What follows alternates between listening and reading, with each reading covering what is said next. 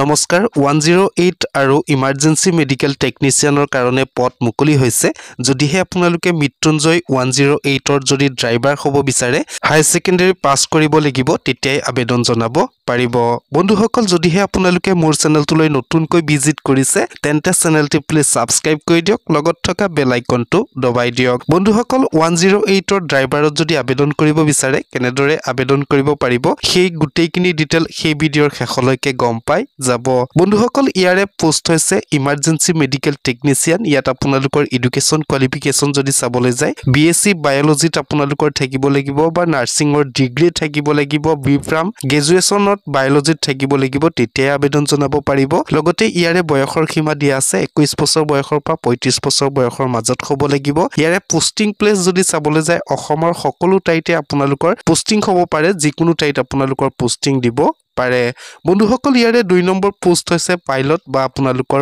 108 ৰ ড্ৰাইভাৰ হয় education qualification যদি চাবলৈ যায় আপোনালোকে হাই সেকেন্ডাৰী পাস কৰিব লাগিব লগতে আপোনালোকৰ বয়সৰ সীমা দিয়া আছে 24 বছৰ বয়সৰ পৰা 35 বছৰ বয়সৰ মাজত হ'ব লাগিব বন্ধুসকল যদি ড্ৰাইভাৰত আবেদন কৰিব বিচাৰে হাই সেকেন্ডাৰী পাস কৰাৰ লগতে আপোনালোকৰ 4 বছৰ এক্সপেৰিয়েন্স থাকিব লাগিব ড্ৰাইভিংৰ লগতে আপোনালোকৰ এলএমবি ড্ৰাইভিং লাইসেন্স কোন থাকিব লাগিব তেতিয়াহে আপোনালোকে সেই পদখিনিত আবেদন জনাব পাৰিব বন্ধুসকল ইয়াত কোনো ধৰণৰ পোষ্টিং প্লেস মেনশন কৰা নাই আপোনালোকৰ অসমৰ যিকোনো ঠাইতে আপোনালোকক পোষ্টিং দিব পাৰে লগতে আপোনালোকৰ ইয়াত কোনো ধৰণৰ পোষ্টখিনিৰ সংখ্যা মেনশন কৰা নাই বন্ধুসকল ইয়াৰে 3 নম্বৰ পোষ্ট হৈছে ইআৰও ইয়াতে আপোনালোকৰ এডুকেশন কোৱালিফিকেশন চাবলৈ যায় গ্ৰেজুৱেচন কমপ্লিট কৰিব লাগিব লগতে কম্পিউটাৰ সাৰ্টিফিকেটখন থাকিব লাগিব 21 বছৰ বয়সৰ পৰা 35 বছৰ বয়সৰ মাজত হ'ব লাগিব ইয়াৰে পোষ্টিং প্লেস হৈছে এছএছও গুৱাহাটীত আপোনালোকৰ হ'ব বাকিখিনি আপোনালোকৰ ঠাই মেনশন কৰা নাই গটিকে আপোনালোকৰ অসমৰ যিকোনো ঠাইতে আপোনালোকৰ নিযুক্তি হ'ব পাৰে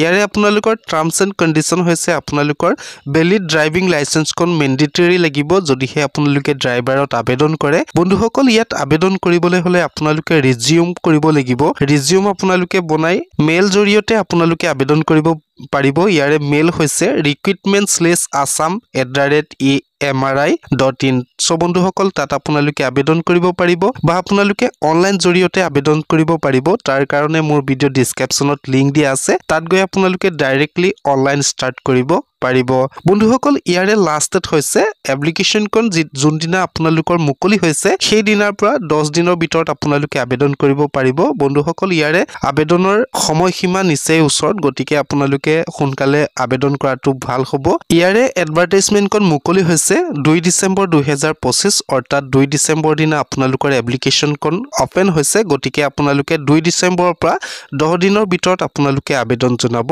পাৰিব